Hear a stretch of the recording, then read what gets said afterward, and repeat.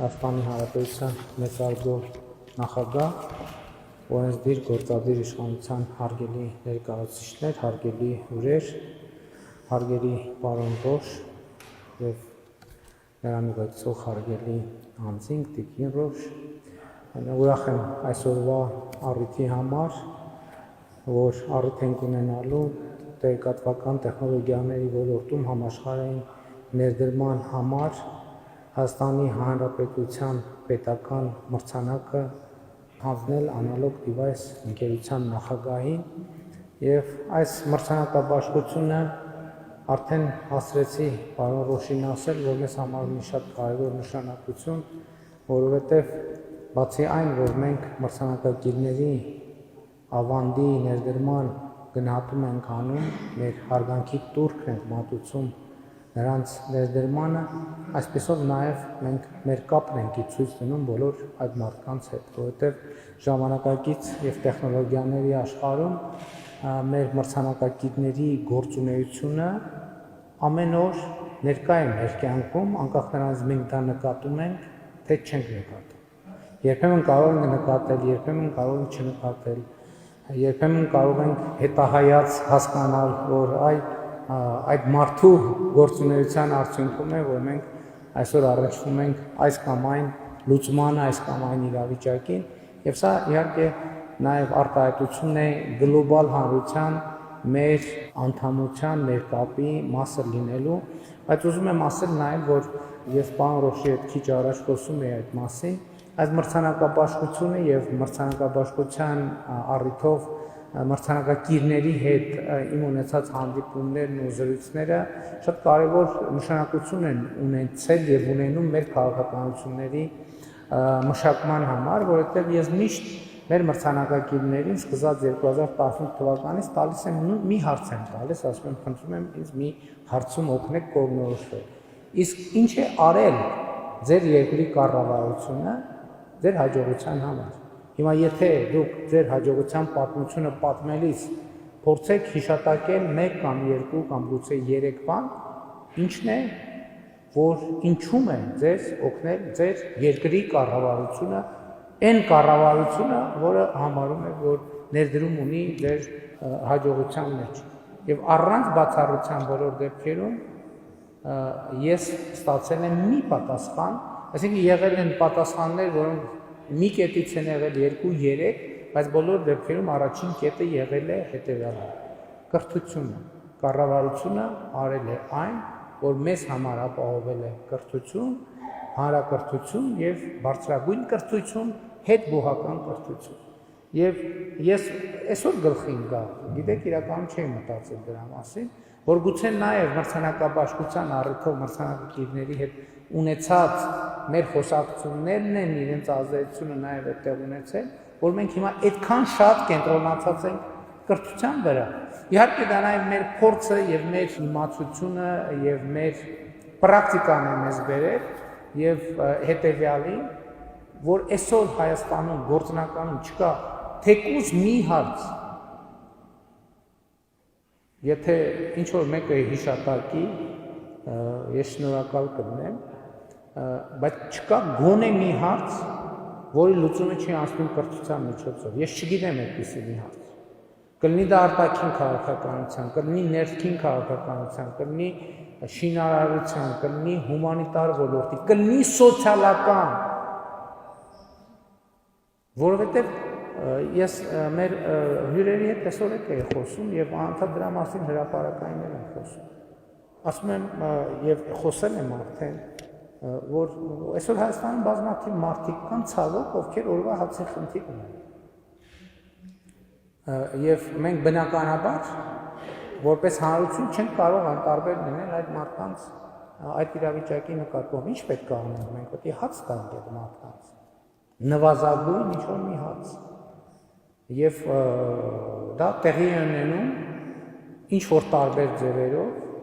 պետության կողմից, բարերարների կողմից եւ այլն, այս տերմին կա աղքատախնամություն,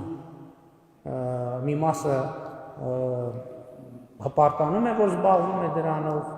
ինչի համար շնորհակալ ենք, մի մասը մյուս մասին մեղադրում է, որ չի զբաղվում դրանով, բայց իմ հարցը հետևյալն է, եւ դա կարծում եմ մեր բոլորի հարցը պետք է լինի, լավ մարդը հաց չունի, մենք իրան տարանք հաց ենք տալիս, չենք կարա, չանտարբեր, տարանք հաց տվեցինք, այսօր, վաղ գնանք տեսնենք ինչ փոխվեց այդ մարդկանց կյանքում, ոչ մի բան, ինչպես նախորդ օրին իրանք հաջորդ օրն էլ հաց չունեն, երկրորդ օրն էլ այդ նույնը անենք, երրորդ օրը գնանք տեսնենք, ինչ փոխվեց այդ բանը, ոչ մի բան, ինչպես նախորդ երկրորդ օրերին նրանք երրորդ օրն էլ հաց չունեն, մի ամիս նույն բանը անենք, մի ամիս մի օրը գնանք եւ տեսնենք ինչ փոխվեց այդ կյանքում, այդ մի ամսվա արդյունքում, երբ որ մենք ամեն օր նրանց տվեցինք իրենց նվազագույն պարենային կամ առավելագույն կամ միջին պարենային զանգերը, ինչ փոխեցինք այդ մարդկանց կյանքում, ոչ մի բան զրո, նրանք ինչպես չունեին, հաց այնպես էլ շարունակում են չունենալ, եւ այդպես թեկուս մի տարի, 10 տարի, ես վերջերս ես վիճակագրություն խնդրեցի եւ պարզվեց, որ հազարավոր ընտանիքներ կան, որ 10 եւ ավել տարի գտնվում են անապահովության քարոզ համակարգում, 10 եւ ավել տարի, մենք այդ մարդկանց լավություն ենք արել հաց տալու, ոչ, ընդհակառակը մենք այդ մարդկանց երեխաներին արել ենք վատություն, որովհետեւ աղքատությունը այն ընկալումը, որ ինչ-որ բարի մարդիկ պիտի բերեն իրենց հաց տան, իրենց համար դարձել է շատ սովորական մի բան։ Մենք այդ երեխաներին շատ դեպքերում դատապարտել ենք աղքատության, որովհետև չենք նկատել, որ իրենց գյուղում դպրոց չկա, իրենց գյուղում մանկապարտեզ չկա։ Եվ այս է պատճառը, որ մենք համոզված ենք, որ մենք եթե ուզում ենք սոցիալական խնդիրներ լուծենք Հայաստանում, աղքատության հարցի լուծման մի ճանապարհ կա, այդ կրթությունն է, որովհետև այսօր Հայաստանում աղքատության մեջ գտնվող մարդկանց 80 եւ ավելի տոկոսի աղքատ լինելու պատճառը իրենց ստացած կամ չստացած կրթության մեջ մենք պետք է փնտրենք։ Ընդ որում էլի ուզում եմ ասել, մեր իրականության հաջորդ մեծագույն խնդիրը դիպլոմ եւ կրթություն դրանք բացարձակապես տարբեր մարդիկ են։ Մենք ունենք բազմաթիվ դիպլոմով աղքատ մարդիկ։ Ես օրինակ կլինեմ, մարդիկ ասում են, կներեք այս բաները, 1000 ներողություն եմ խնդրում այս բաները կիսելու համար, որ մարդիկ գրում են, դե բարձրագույն կրթություն ունենք, չենք կարողանում աշխատանք գտնել, չենք կարողանում ապրել, ես ասում եմ, խնդրում եմ դեր CV-ն ուղարկեք։ Եվ երբ որ մարդ իր CV-ն ուղարկում է, ես նայում եմ, ես հասկանում եմ, որ քիչ առաջ իմ ասած թեզը 100%-ով ճշմարտություն է։ Եվ այս մրցանակաբաշխությունը ինձ համար ոնց է, շատ կարևոր է սրա համար, որ մեր մրցանակակիրները ինձ եւ մեզ ստիպում են ավելի ու ավելի շատ կենտրոնանալ կրթության ոլորտի խնդիրների վրա եւ ես պարոն Ռոշետ նոր կիսեցի ակադեմիական քաղաքի մեր նախագիծը իրեն ասացի Հայաստանում գիտեք շատ մարդ չկա որ հավատում է որ դա իրականություն է դառնալու բայց 100%-ով գիտեմ որ դա իրականություն է դառնալու որովհետեւ դա շատերը մտածում են ուղղակի այդպես մտավարժանք է ոչ հարգելի ներկաներ դա մտավարժանք չի դա իրականություն է դառնալու արդեն դառնում է իրականություն որովհետեւ մեր իրականության մեջ ուրիշ ըմբռնում էլ կա որովհետև մեզ համար ինչ-որ բան ստեղծելու պրոցեսը ինչից է սկսում,